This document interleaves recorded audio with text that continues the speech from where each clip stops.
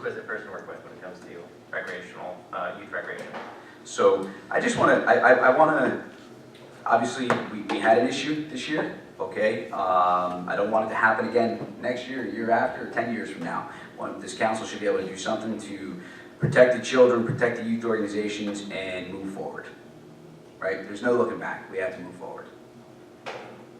Yep. So, Councilman, if it's okay, I absolutely, I agree. We would strike that. We would go ahead and add the 2 additionals. I believe that would then up from 7 members. Councilman McVeigh, that would up from 7 members. We would still wouldn't be able to go over 11. So I would still say no less than 5, no more than 11. Gives you the right. And organizations. Very efficient organization. But with Councilman Davis's recommendation, we would end up going over that 7 limit, that 7-person threshold, because there are organizations in this town, the track organization being one of them. Okay, Councilman, is the track organization covered under our umbrella insurance? No? We're not. Do you want to be? No, I'm good. I got USA TNF insurance. All right, excellent. All right, Councilman, I'm just, trying to help you. But there are organizations that, I don't know, maybe PAL may crop up in 2 years.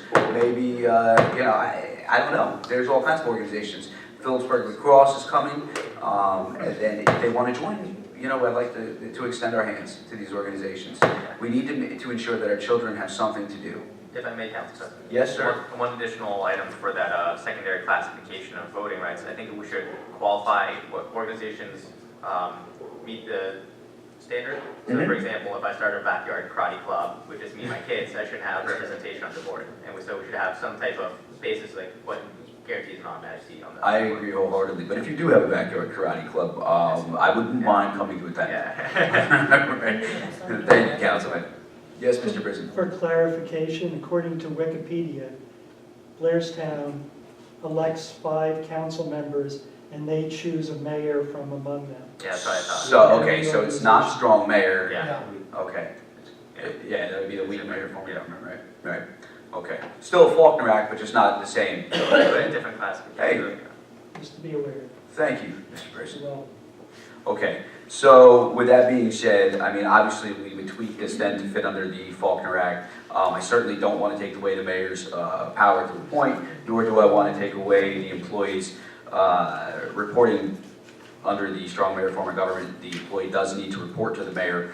Again, however, I do believe that they do need to work as the liaison between council and the committee. Simply for budgetary purposes, council would not be directing the recreation director on what to do. It sounds, I mean, I have to go back and read through this, but it doesn't, we can make recommendations just like we can with anything else, but we can't force a mayor's employee to carry out our tasks. So That would make you oversight. I would not, well, I wouldn't, we can't do that. I don't want to violate the Faulkner Act. No, we're oversight by default. That's one of our authorities. That's what we do. See, he's just trying to take over the world, Joe. Don't encourage him. Councilman, thank you. Okay, does anybody else have anything else? Anybody else have anything else for the recreation committee? Guys, is this not the easiest, fastest meeting we've ever been in? I do have a comment though. Go ahead, please, Councilman. And council, it's actually, it's a good one, it's all right. And discussing with Councilman Salvatore, we were being a smaller crowd tonight and we were going at a very good pace on our meeting. After the public comments, it is always supposed to be discussion with council. Council President, all of us have allowed the back and forth and the input from the folks here. Most people sitting here are the faithful. Just so you know, we did step out of our box. We allowed you to do that, so we were inclusive of bringing you into the work session. We didn't have to, but we did. That's what I wanted to say, is to show you that, we are, like we said, we are a working council, and we can step outside the box and allow the input from our beloved citizens, so I thank you for that. Thank you, Councilman. Well, we can't adjourn yet. I have to motion for an executive session just between the council.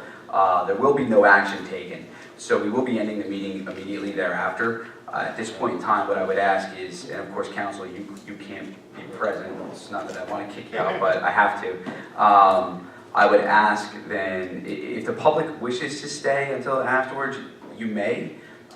If not, again, because no action will be taken, then I'd like to use this room for our executive session. So it's up to you, we do have a small crowd tonight.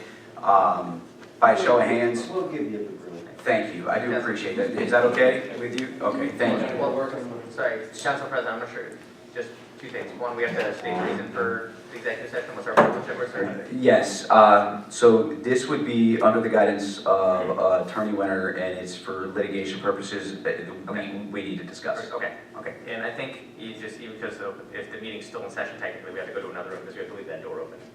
Oh, well, we can do that, Councilman. I'm okay with that. Can we be quiet? Okay, talk quietly up here. Oh, no, we can absolutely, no, Yeah, we're yeah. good. So what we'll do is, we will go ahead, motion to go into an executive session? So move. So. Sorry, Mark. When you. We're not gonna roll